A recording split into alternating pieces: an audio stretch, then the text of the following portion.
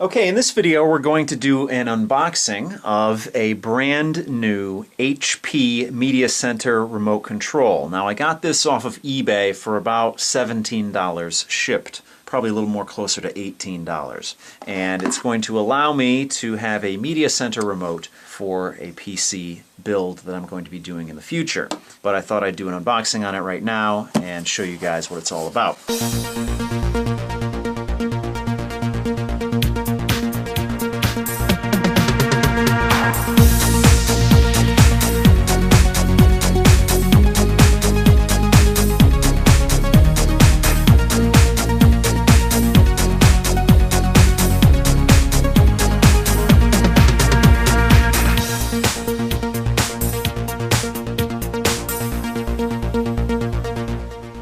So let's see if we can get this open here.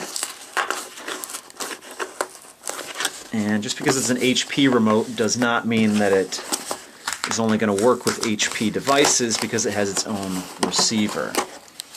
And let's get this open here. And put this to the side. And here we go. Here's the remote itself. Comes with two AA batteries. And here is the receiver. Okay, so this is the receiver itself, and it actually is a pretty good size. And it's silver, and it has your HP branding up front there. And on the back here you have some adhesive, and that allows you to stick it somewhere where it's not going to slide off. And probably most likely you just want to put it where you're going to have the best line of sight with your remote here. And it looks like it has quite a long cord to it. So that's actually a nice feature there, which will allow you to put your PC in an area that not necessarily is so close. You can probably hide your PC away and still have control over it with this receiver here. Let's put that to the side. And here is the remote control, and it is quite a good size, just like the receiver. And it does come with two AA batteries, but let's put that to the side and take a look at the remote itself. It's pretty light actually, but it has a lot of options on it, and of course you have your Windows key in the center here, which is always good, so you can bring up your media center.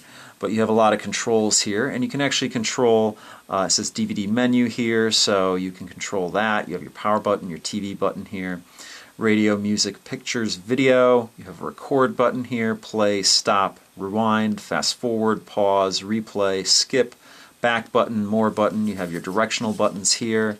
Now your directionals are plastic buttons, but all the other buttons are rubberized buttons, and they have a decent click to them. You have your volume controls here, your channel control, you have a mute button here, live TV, guide, recorded TV, you have your numeric keypad down here, and on the bottom you have the clear, print, and enter button. So it's actually a nice size remote, and it is, of course, as you would expect, because you have an IR receiver, it is an IR remote. And let's just put the batteries in the bottom here. Let's see. Takes AA batteries.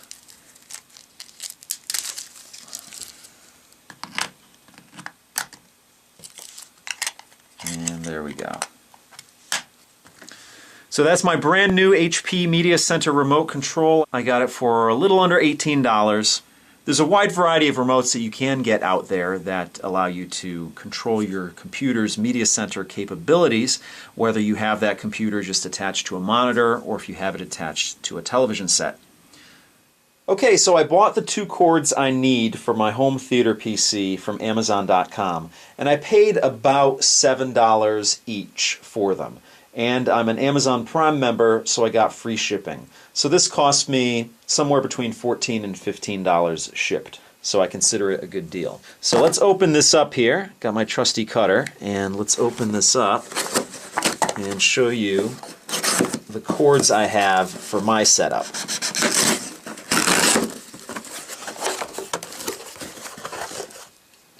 So there's some packaging here. So the first cord I have is an optical cable. And it's a 10-foot cable, and I'm using optical audio on my setup. If you have a home theater PC that has HDMI out, I would suggest doing the HDMI because that's your video and audio, so you don't need two separate cords.